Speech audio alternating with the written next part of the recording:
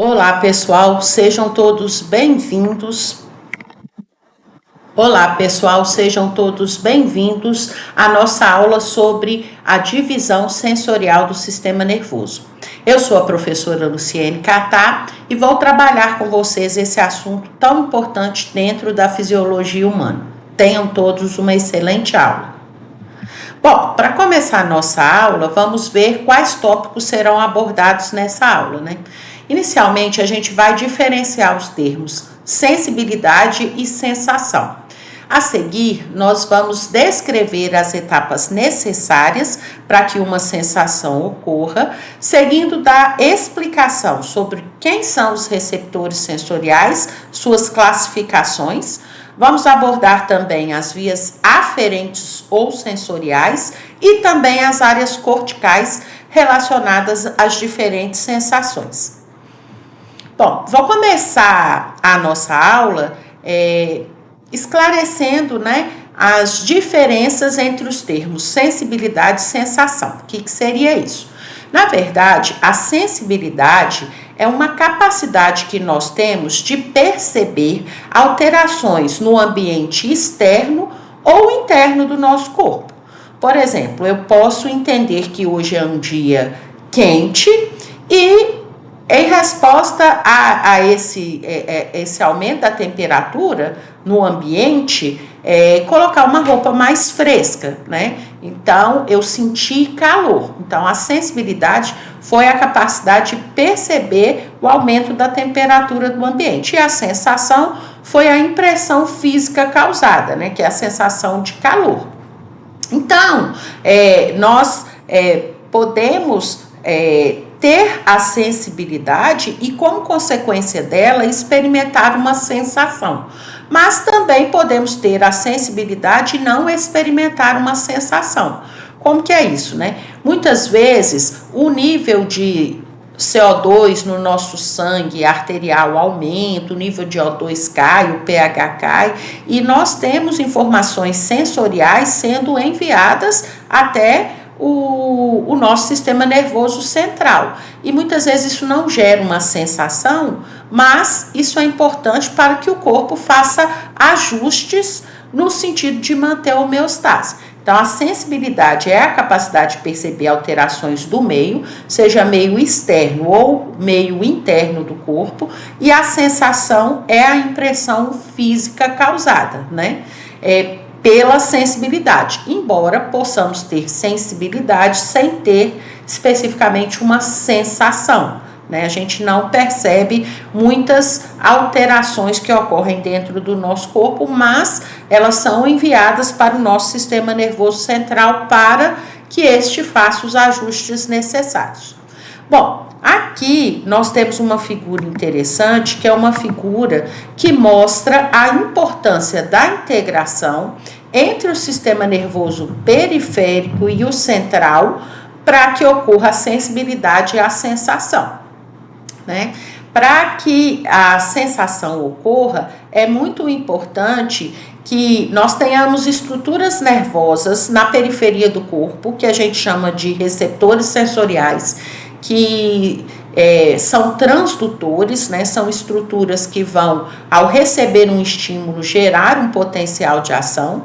Esse potencial de ação, ele viaja por neurônios específicos até o interior do nosso sistema nervoso central e ascende até uma região cortical, né? E aí a gente experimenta a sensação. Ou seja, para termos sensibilidade e sensação, a gente precisa da integração entre o sistema nervoso periférico e o sistema nervoso central. Qual a importância, né, da sensibilidade e das sensações? Bom, como profissionais da saúde, o tempo todo nós usamos da nossa sensibilidade, porque precisamos perceber, né, determinadas estruturas aí presentes no corpo do nosso paciente, né, do nosso cliente, no caso de uma massagem, né, de uma percepção específica, né, de uma calosidade, de uma alteração, de algo anormal no corpo do indivíduo, mas também nós despertamos sensações que muitas vezes vão causar alívio da dor, alívio do sofrimento do nosso paciente, né? Então, o tempo todo a gente usa de sensibilidade e de sensação. Tanto a nossa sensibilidade e sensação para perceber, por exemplo, a expansão e retração de uma artéria, quando a gente vai determinar uma frequência cardíaca, quando a gente vai fazer uma ausculta, né? Mas também a gente desperta sensações que podem causar alívio do sofrimento dos pacientes. Bom, sensibilidade e sensação é um conteúdo muito amplo. Então, a gente precisa subdividir essa divisão aferente do sistema nervoso, também chamado sistema nervoso sensorial, em duas grandes subdivisões. A divisão nervosa sensorial somática, ela é especializada em levar para o nosso sistema nervoso central, a nível de córtex cerebral, as sensações que vêm do nosso corpo, de uma forma geral, né? Os estímulos que chegam ao nosso corpo de uma forma geral, eles serão, então, responsáveis pela divisão sensorial somática. Esses estímulos, eles podem ser oriundos de estruturas, né, de fora do nosso corpo ou em nossas vísceras, né? No caso dos receptores somáticos esteroceptivos, nós vamos ter os receptores de sensibilidade geral, que é a somestesia, que nos fazem sentir dor, calor, frio, tato, pressão, vibração. E ainda dentro de sentido esteroceptivo, a gente vai ter sensibilidade especial, onde nós temos os receptores sensoriais nos órgãos especiais dos sentidos, e quando esses receptores são ativados, nós podemos ter a sensação de olfato, visão, audição, equilíbrio, paladar ou gustação. Então, tanto o sistema nervoso sensorial somático esteroceptivo, geral e especial, né, precisam de compartilhar dos mesmos eventos para que as sensações ocorram. Mas, quando a gente fala de sensibilidade geral, a gente está falando daquele tipo de sensibilidade que envolve o nosso corpo como um todo, e a sensibilidade especial, onde nós temos os receptores sensoriais somente localizados nos órgãos especiais dos sentidos. Então, os receptores sensoriais para olfato, que detectam substâncias químicas dissolvidas no ar, só se encontram no nosso nariz. Para a visão, nos nossos olhos, os receptores para a audição na nossa orelha, para o equilíbrio nas estruturas relacionadas também à orelha, a gustação na nossa língua, né? Então, os receptores sensoriais relacionados aos sentidos especiais, eles são mais complexos e têm localização mais específica. Bom, além disso, o sistema nervoso sensorial somático, ele também envolve o sentido proprioceptivo, a propriocepção, onde os receptores sensoriais se encontram nos músculos, nos tendões, nas articulações. Também é classificado como sensibilidade geral, e a sensação envolvida, relacionada, é a propriocepção, né? Aí nós temos a divisão do sistema nervoso sensorial visceral, onde os receptores sensoriais estão nas vísceras. O que são as vísceras? São os órgãos internos do corpo, né? Então, dentro desses órgãos viscerais, nós temos os receptores para a sensibilidade visceral, para o sentido visceral. E esses receptores, eles são interoceptores, assim como os proprioceptores também, né? Então, esses interoceptores aqui, no caso da sensibilidade visceral, também são classificados de sensibilidade geral e vão ter suas particularidades que a gente vai falar mais adiante.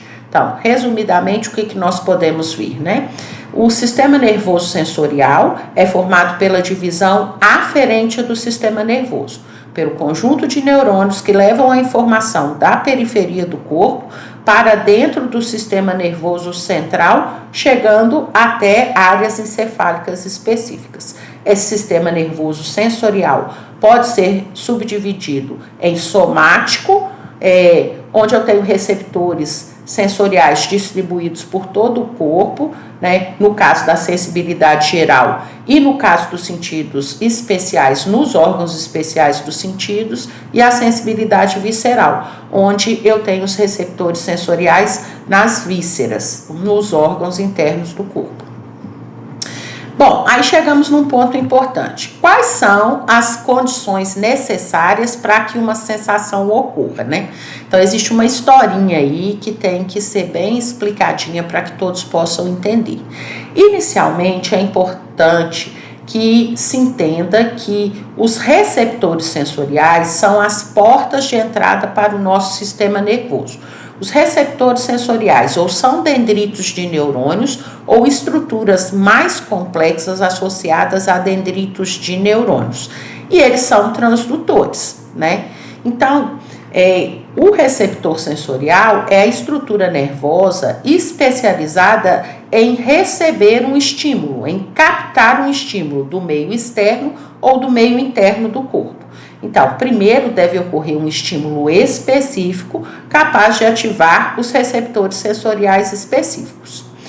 Ao captar esse estímulo específico, o receptor sensorial, ele gera um potencial de ação, né? Então, ele é como se ele convertesse o estímulo em potencial de ação, né? Mas, na verdade, quando o estímulo age aí no dendrito do neurônio, que a gente vai chamar de neurônio aferente primário, que é o primeiro neurônio a levar a informação do receptor sensorial até o interior do sistema nervoso central, nós vamos ter uma despolarização desse receptor sensorial que, atingindo o limiar, vai gerar uma despolarização propagada, um potencial de ação.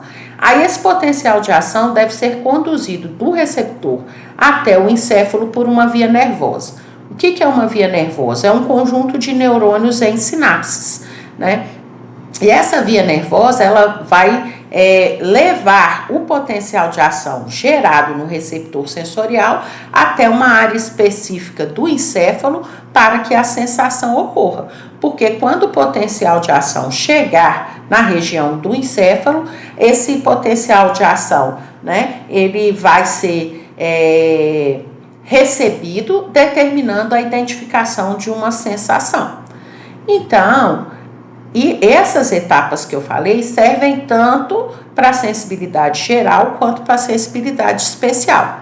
Mas é importante ressaltar que os receptores sensoriais, eles são mais simples no caso da sensibilidade geral e são mais complexos no caso da sensibilidade especial. Outro ponto importante é que as vias relacionadas à sensibilidade geral, elas também são vias que vão levar a informação por um caminho diferente do caminho das vias de sensibilidade especial. Mas as 4 etapas vão ocorrer tanto na sensibilidade geral quanto na sensibilidade especial. Essa figura aqui é uma figura muito interessante, que ela mostra aqui o neurônio aferente primário, que é o neurônio que contém o receptor sensorial. No caso aqui, o receptor sensorial é simplesmente o dendrito desse neurônio pseudo-unipolar, né? Então, o estímulo sensorial age sobre o receptor sensorial.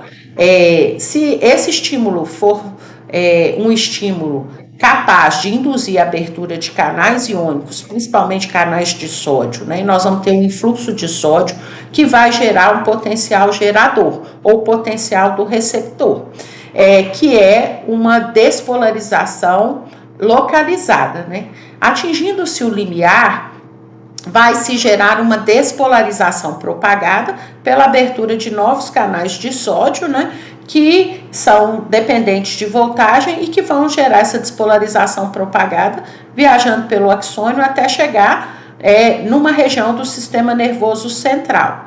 É importante ressaltar que na sensibilidade geral, os neurônios aferentes primários são sempre pseudonipolares e no caso, né, dos sinais entrando aí pela medula espinhal, o corpo celular dele vai estar no gânglio da raiz dorsal da medula espinhal.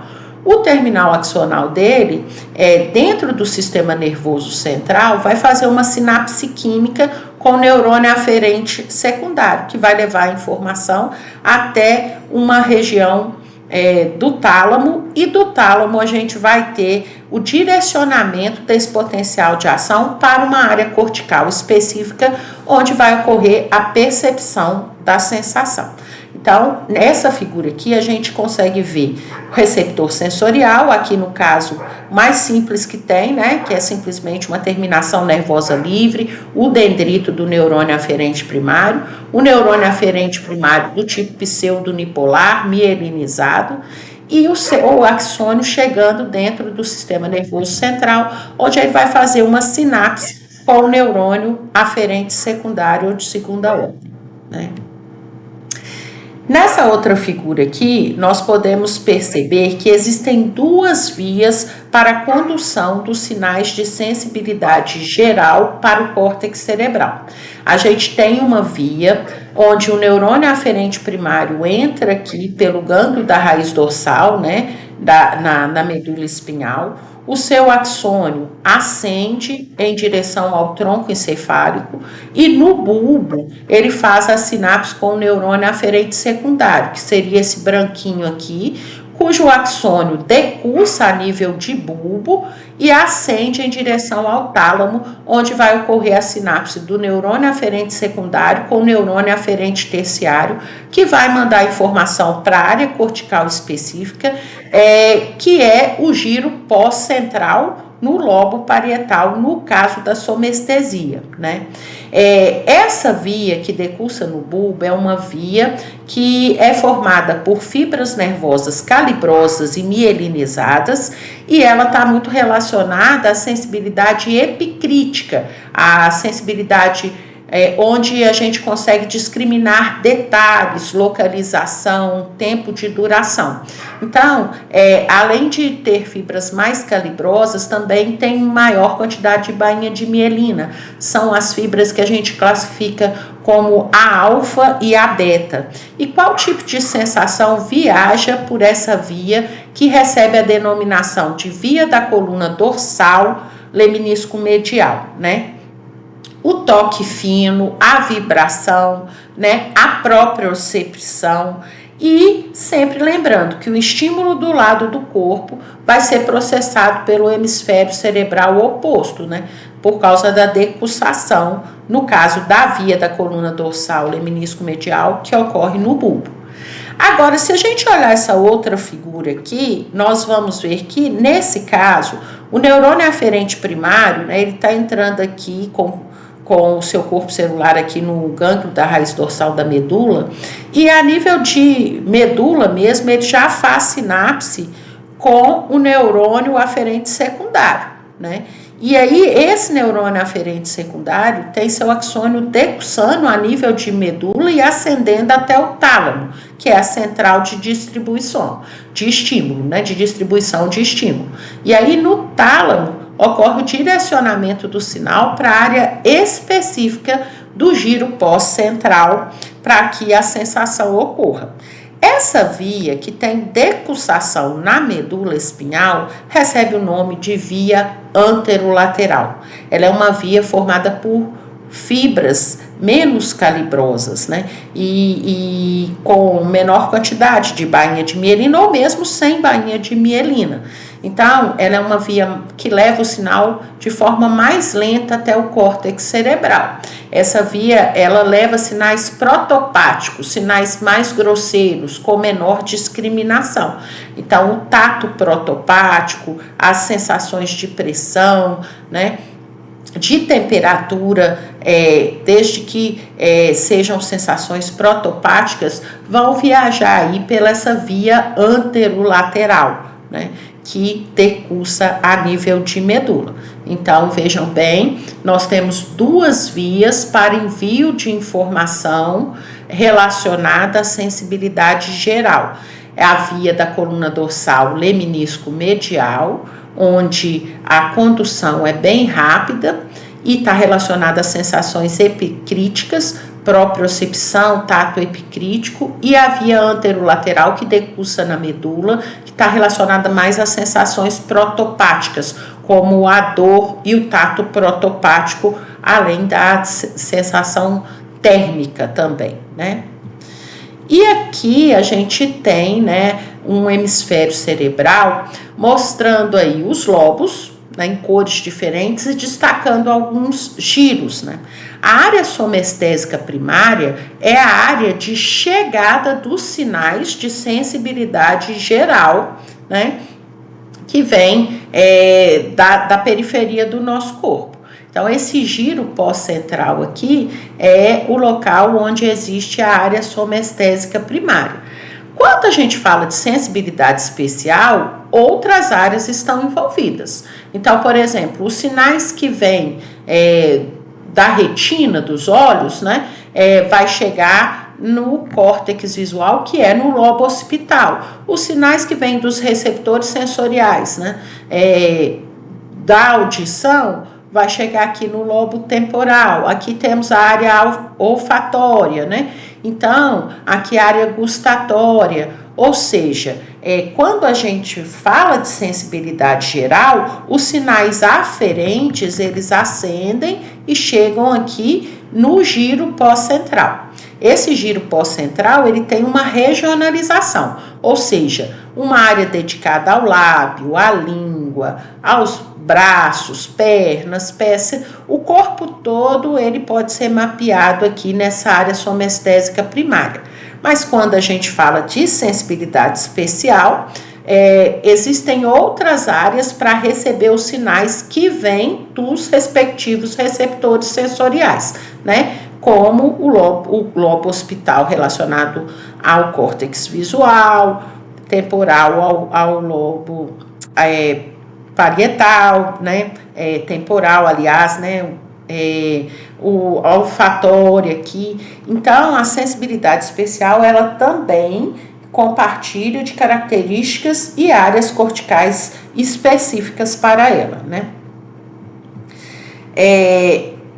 Em relação às portas de entradas do sistema nervoso, que são os receptores sensoriais, a gente tem os receptores de sensibilidade geral, que se encontram espalhados em todo o nosso corpo, né? E que geram sensações táteis, de tato e pressão, sensações térmicas de calor e frio, sensações de dor.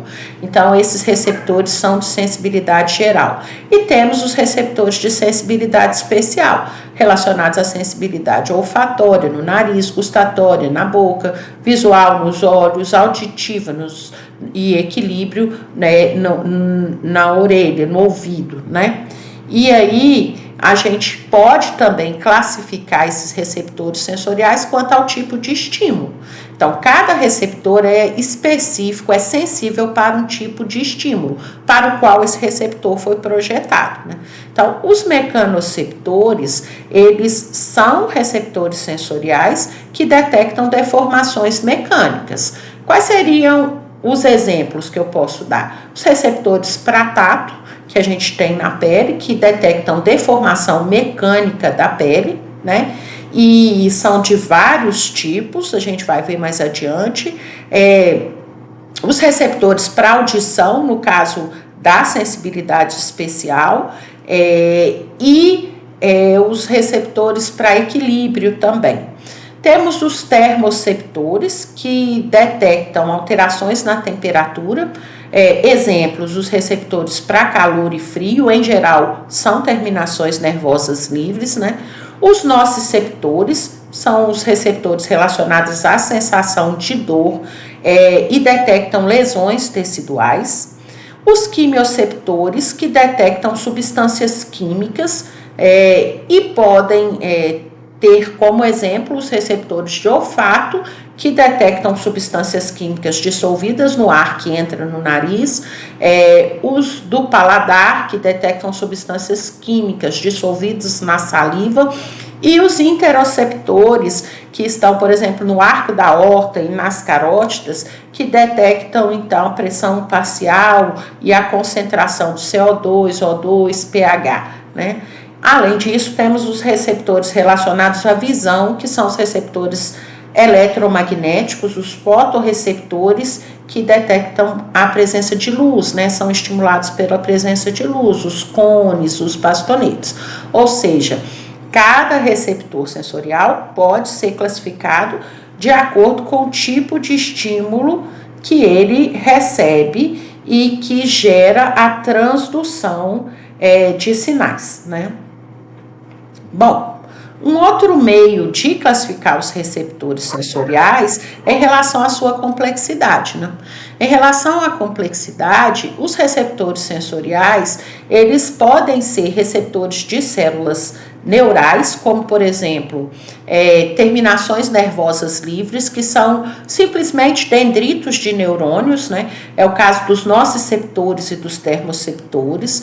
Podem ser terminações encapsuladas, onde eu tenho no centro o dendrito do neurônio, né? Mas eu tenho uma cápsula de tecido conjuntivo envolvendo esse dendrito, muitas vezes um material interno viscoelástico, e aí a gente tem como exemplo os receptores para tato e vibração, ou pode também ser que o receptor sensorial seja uma célula não neural. Isso está muito relacionado à sensibilidade especial, né? Onde eu tenho células que fazem sinapse com o neurônio aferente primário, né? Células especializadas em captar determinados estímulos, faz sinapse com o neurônio aferente primário e aí ativa a via que leva a informação até a região cortical específica, né? Então, essa classificação, de acordo com a complexidade, pode ser vista aqui nessa figura, né? Então, nessa figura aqui, eu consigo ver o receptor sensorial mais simples que tem. Ele é simplesmente os dendritos do neurônio aferente primário, que é pseudonipolar, né? Então, os nociceptores, os termoceptores, são bons exemplos de receptores sensoriais bem simples, que são terminações nervosas livres, né?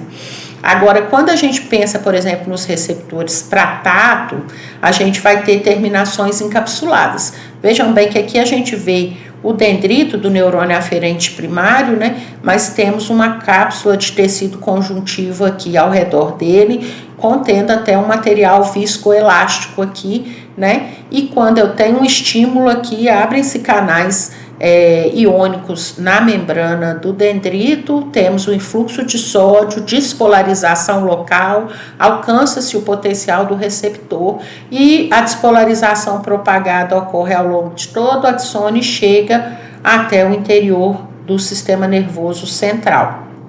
Mas mais complexo do que a terminação encapsulada seria o receptor não neural, né? Onde eu tenho células especializadas em fazer sinapse com o neurônio aferente primário, né? Então, aqui, por exemplo, temos um receptor relacionado ao paladar, um receptor gustatório, né? Não é um neurônio, mas ele tem toda uma especialização para ser ativado pelo estímulo químico, né, das substâncias dissolvidas aí na saliva, e ao ser estimulado gera-se o potencial do receptor e ele faz uma sinapse química liberando substâncias que ativam o neurônio aferente primário, que é pseudonipolar e que chega ali no sistema nervoso central para ocorrer então, né, independente do tipo de receptor, a sinapse entre o neurônio aferente primário e o secundário então faz sinapse com o terciário até que o potencial de ação alcance a área específica para que ocorra então a sensação, né? Então essa classificação aqui já é uma classificação de acordo com a complexidade do receptor sensorial, né? A gente já tinha visto a classificação quanto ao tipo de estímulo e a gente também precisa falar um pouquinho sobre os neurônios bipolares, que estão relacionados aí, por exemplo, à sensibilidade olfatória, né? Aqui a gente tem uma figura que nos mostra um pedacinho de pele, né? E aí a gente pode ver vários tipos de receptores de sensibilidade geral aqui na pele, né? Então, muitos desses receptores são encapsulados, mas não são iguais, né? Outros são terminações nervosas livres. Alguns desses receptores estão mais superficiais aqui na epiderme, né? Nas papilas dérmicas, outros são mais profundos, e cada um tem uma estrutura especializada para responder a um tipo de estímulo, né? Aqui a gente pode ver, por exemplo, os corpúsculos táteis, né, de Merkel e Meissner tem uma localização mais superficial. Os nociceptores e termoceptores também são terminações nervosas livres mais superficiais, mas os receptores de Ruffini e Pacini, eles já vão ter uma localização mais profunda, né? Então, a gente vai perceber que cada receptor sensorial é específico para um tipo de estímulo e tem uma estrutura própria para responder a esse estímulo, né? Então, aqui a gente pode ver as células de Merkel, os corpúsculos de Merkel, a gente consegue ver aqui terminações na raiz do pelo, terminações nervosas livres relacionadas à dor e sensações térmicas, né?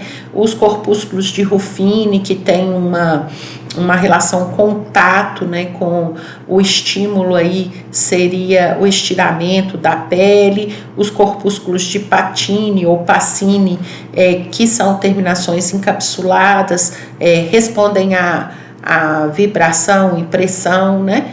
Então, cada receptor, ele tem sua especificidade, né? Então, os receptores de Meissner estão muito relacionados à pele glabra, à pele sem pelo, né? Então, cada receptor sensorial desse tem uma particularidade, responde a um estímulo específico e todos agem da mesma maneira. Ao receber o estímulo, gera um potencial de ação que viaja por uma via nervosa até uma região do encéfalo para que ocorra a sensação, né? Aqui nós temos maiores detalhes aqui dos receptores da pele, novamente, né? Aqui nessa figura a gente já consegue ver o corpúsculo de Meissner, que é bem superficial, está muito presente na pele sem pelos, na pele glabra, né? Os discos de Merkel também bem superficiais, relacionado a tato epicrítico, todos dois, né? Os bulbos de Krause e os corpúsculos de Pacini, os corpúsculos de Ruffini, que já tem uma localização mais subcutânea, mais profunda, né? E aqui a gente pode ver, né, que devido à grande quantidade de receptores sensoriais que a gente tem na ponta dos dedos, né, é que foi possível desenvolver a leitura em braille para as pessoas com deficiência visual, né? Então, a ponta dos dedos é riquíssima em receptores sensoriais e isso nos permite conseguir perceber mínimos detalhes em uma superfície, né? Outro tipo de classificação dos receptores é a classificação desses receptores sensoriais quanto à capacidade de adaptação. Aí a classificação é em receptores fásicos e receptores tônicos. Os receptores fásicos são receptores que respondem com uma alta frequência de potenciais de ação a um primeiro estímulo, mas quando o estímulo perdura, os potenciais de ação não serão mais enviados para o cérebro, terminando então a sensação ou diminuindo bastante, né? Exemplos de receptores fásicos, né? Os receptores, por exemplo, chamados receptores de Vater-Pacini, né, que são receptores mais profundos na pele. Os receptores tônicos, ao contrário dos fásicos, eles se adaptam muito lentamente ao mesmo estímulo ou nunca se adaptam. Ou seja, enquanto tiver o estímulo, nós vamos ter potenciais de ação viajando pela via nervosa em direção ao cérebro e a sensação vai ocorrer, né? Os proprioceptores são bons exemplos e os nociceptores também, né? Porque no caso dessas sensações, o sistema nervoso central ele tem que estar sendo o tempo todo informado da posição do corpo no espaço, no caso dos proprioceptores, e da lesão tecidual, no caso dos nociceptores, né? Então, os receptores para dor e propriocepção são tônicos, enquanto que termoceptores, receptores para vibração são mais fásicos, né? E aqui nessa figura a gente pode ver isso, né? No caso, o receptor tônico, né, são receptores de adaptação lenta que vão mandar potenciais de ação para o encéfalo enquanto existir o estímulo, né? E os receptores fásicos não, né? Ele tem potenciais de ação sendo enviados para o encéfalo em relação ao início do estímulo, mas depois esses potenciais de ação eles vão cessando e a sensação também diminui. Um bom exemplo de receptor fásico, né, é o do olfato também, né? Então, quando a gente entra, por exemplo, na sala de anatomia, o cheiro do formol, ele incomoda bastante, mas depois que você se mantém lá, esse cheiro já não te incomoda, né? Porque os receptores se adaptam ao estímulo. Então, o estímulo continua lá, mas você já não tem mais aquela sensação tão intensa quando você entrou, a sensação foi muito maior, né? E a localização também é importante a gente ressaltar os interoceptores novamente, né? A gente tem nas artérias, nas grandes artérias, quimiorreceptores, como eu falei anteriormente. Nas vísceras, nós temos nociceptores, temos termoceptores, que vão monitorar as condições no ambiente interno do nosso corpo. Então, os interoceptores, eles têm um papel muito importante, né? E para que o corpo possa receber informações do meio interno do corpo em relação à temperatura, por exemplo, e tomar medidas para manter essa temperatura dentro do valor ideal, né?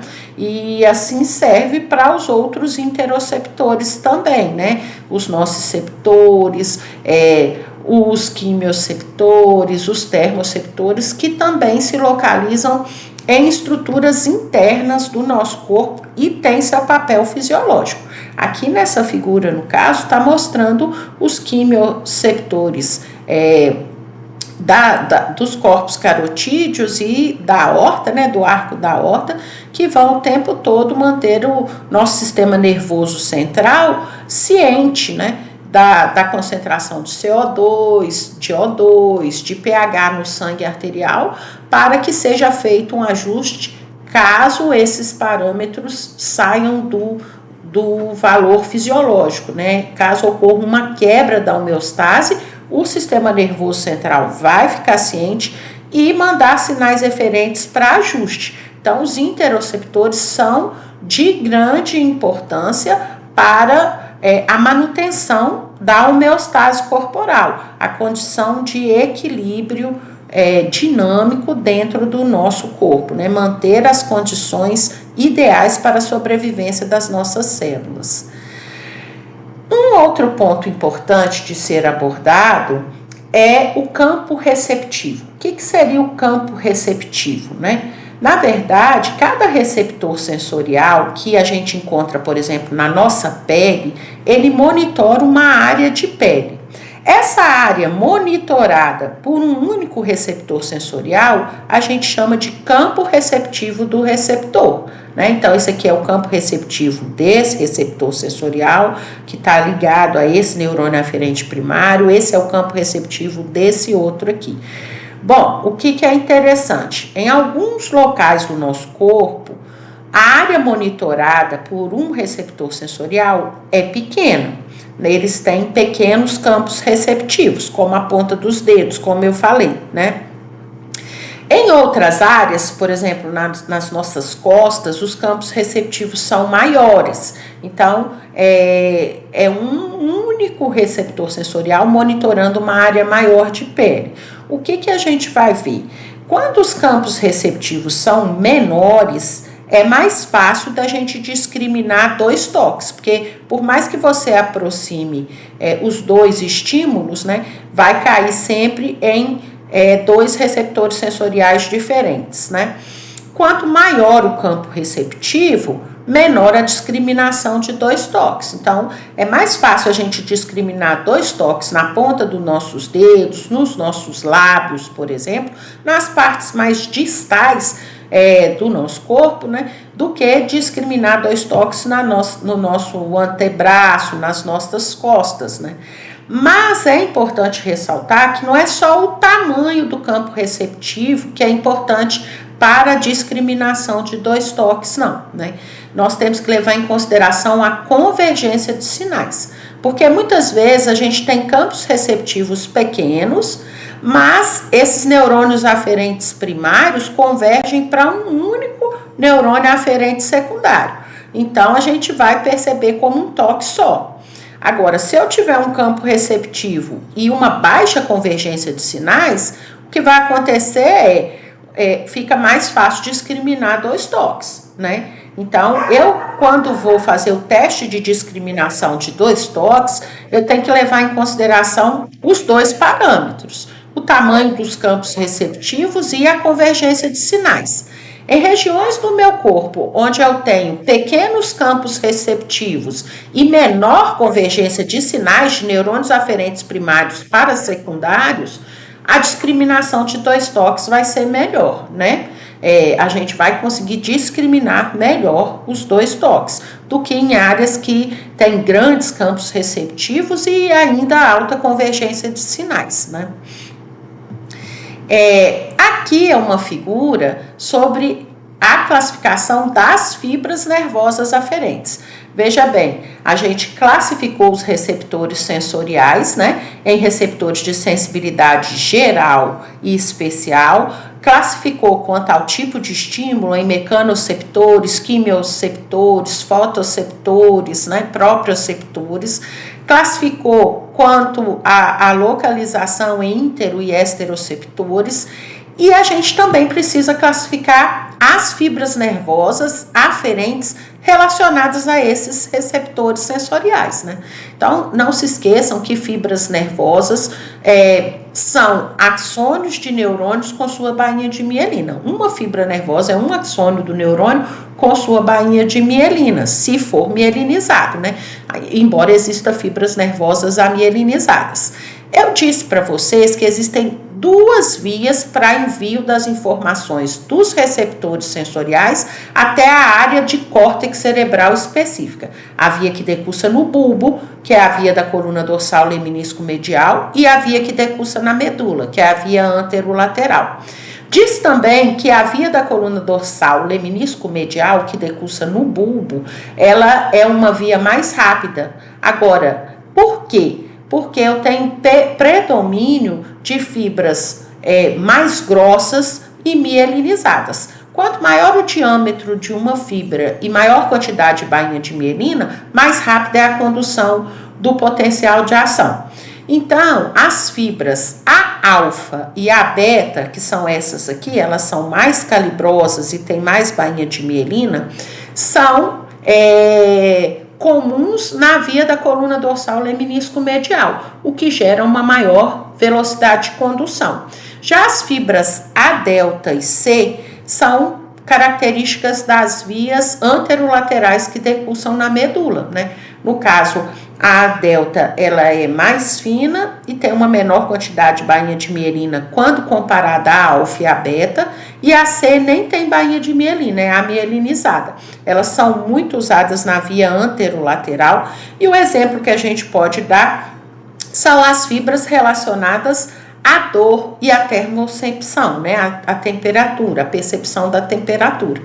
Então, elas são amielínicas com baixa velocidade de condução, as fibras C.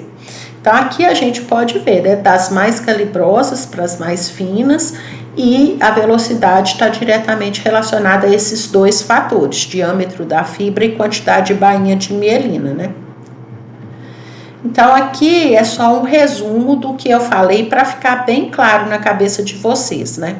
Então, nós temos duas vias aferentes somáticas que partem do receptor sensorial e chegam ao córtex cerebral. A via da coluna dorsal leminisko medial tem suas fibras decussando no bulbo e essas fibras elas fazem sinapse no núcleo cuneiforme e grácil, né? Ascendendo ao tálamo, mais especificamente chegando ao núcleo posterolateral ventral do tálamo. Possuem grandes fibras nervosas mielinizadas, a alfa, a beta e a gama, alto grau de orientação, permite uma menor distinção entre dois pontos, estão relacionadas a sensações de vibrações, pressão, posição, sensações epicríticas, né? Principalmente tato epicrítico e propriocepção. Já a via anterolateral, que leva os sinais dos receptores sensoriais até o córtex cerebral também, né? Vão ter decussação a nível medular, né? Tem um baixo grau de orientação. Essa via é constituída por fibras A delta e C, lembrando que a delta tem um pequeno diâmetro, mas ainda é mielinizada, enquanto as fibras C são amielinizadas e são responsáveis por sensações de dor, sensações térmicas, tato grosseiro, que é o protopático, cócegas, coceiras, sensações sexuais, né? Então, a via anterolateral está mais relacionada à viagem dos sinais protopáticos em direção ao córtex cerebral. E a via da coluna dorsal leminisko medial, a viagem dos sinais epicríticos discriminativos até o córtex sensorial, né? Então, são sensações específicas que, para ocorrerem, precisam de utilizar de vias também específicas, né? Então, aqui a gente pode ver novamente, né, a via da coluna dorsal. O primeiro neurônio, ele entra na medula, mas seu axônio ascende, e aí ele faz sinapse com o segundo neurônio a nível de núcleo grácil ou núcleo cuneiforme, né? No caso, o núcleo grácil é o local da sinapse que ocorre a partir dos sinais que vêm da parte inferior do corpo, e o núcleo cuneiforme é o local da sinapse dos sinais que vêm da parte superior do corpo. O neurônio aferente secundário, então, tem seu axônio decussando a nível de tronco encefálico, de bulbo, ascende no tálamo, faz sinapse com o terceiro neurônio, e esse terceiro neurônio vai até áreas corticais específicas para que a sensação ocorra. Aqui, novamente, né, tato epicrítico e propriocepção. Aqui a gente tem a via anterolateral, o neurônio aferente primário entra na medula, e na medula mesmo ele faz sinapse com o neurônio de segunda ordem, cujo axônio decursa na medula espinhal e ascende até o tálamo, onde ele faz sinapse com o neurônio de terceira ordem, o aferente terciário, que vai fazer sinapse lá no córtex somatosensorial com o neurônio de quarta ordem, até que tenhamos o sinal chegando na área cortical específica. É muito importante entendermos que os estímulos que vêm dos proprioceptores, né, que são receptores sensoriais presentes nos músculos, nos tendões, nas cápsulas articulares, eles nem sempre vão somente para a área específica cortical, né? Muitos sinais relacionados à propriocepção que vêm lá dos receptores sensoriais relacionados a propriocepção vão em direção ao cerebelo, né? Nós vamos ter tratos que vão levar essas informações para o cerebelo também, né? Mas também obedecendo aquela questão do receptor sensorial, via nervosa e chegada a uma área encefálica específica, né? Então, os proprioceptores também têm um caminho de chegada ao cerebelo. Bom, lembrando, né, que os tratos ascendentes, então, são os tratos sensitivos e eles levam a informação, né, que entra ali a nível de medula espinhal e vão ascender para o córtex cerebral. Então, esses tratos, eles podem ser tratos espinotalâmicos, que vão levar potenciais de ação da medula espinhal até o tálamo. Aí nós vamos ter os tratos espinotalâmicos anteriores, né? Trato espinotalâmico lateral. Pode ser trato espinocerebelar, que levam as informações da medula espinhal até o cerebelo. Também temos tratos anteriores e posteriores. E aqui a gente tem o fascículo grácil cuneiforme, que já aqui no caso é da via da coluna dorsal, o leminisco medial, né? Enquanto esses outros tratos aqui, eles são tratos aí relacionados, no caso os tratos espinotalâmicos, né, relacionados aí a sinais que vão estar relacionados, por exemplo, à dor, né, à temperatura, e aqui já relacionado à propriocepção e trato epicrítico, né. Bom, é importante que fique bem claro algumas informações que foram dadas ao longo da aula, né? Então, a primeira informação é o seguinte: existe uma projeção do corpo na área sensorial somática. Nessa aula, a gente falou muito mais de somestesia do que de sensibilidade especial, né? Nós falamos mais dos receptores de sensibilidade geral do que dos receptores de sensibilidade especial. Observamos detalhes das vias relacionadas à sensibilidade geral, né? Via da coluna dorsal, leminisco medial e via anterolateral. Então, é importante que a gente entenda que lá no córtex somestésico, na área somestésica primária, existe uma projeção do corpo e uma regionalização dos sinais que partem de locais específicos do corpo. E o que a gente precisa entender disso? Cada lado do córtex recebe informações sensoriais do lado oposto do corpo. E existe uma orientação espacial distinta dentro do giro pós-central, que é a área somestésica primária, né? As vias sensoriais para a transmissão de sinais somáticos ao sistema nervoso central entram na medula espinhal sempre pelas raízes dorsais dos nervos espinhais, né? E aí elas vão seguir da medula até o cérebro, né? O primeiro neurônio a se despolarizar, que está em contato direto com o receptor sensorial, é o neurônio aferente primário, também chamado de primeira ordem. O segundo neurônio da via é o neurônio de segunda ordem, ou aferente secundário, que recebe informações do neurônio de primeira ordem, decursa e transmite a informação ao tálamo. O neurônio de terceira ordem, ele parte do núcleo sensorial do tálamo, e o neurônio de quarta ordem já está em áreas receptoras sensoriais do córtex cerebral, né? Então, aqui a gente pode visualizar, né, que o giro pós-central, ele tem uma regionalização aqui, né? Onde eu tenho uma representação de cada parte do meu corpo nesse giro, e é para lá que vão chegar os sinais vindo dos receptores dessa área, né? E aqui, novamente, a gente pode ver a via da coluna dorsal leminisco medial, que decursa no bulbo, que antigamente era chamada de medula oblonga, e a via anterolateral, onde a decursação é na medula, né? Via da coluna dorsal leminisco medial, tato epicrítico e propriocepção, via anterolateral, dor e termocepção. E aqui a gente tem o homúnculo sensorial, né? O que é esse homúnculo sensorial? Esse homúnculo sensorial é uma representação em maior tamanho das partes mais sensíveis do corpo, né?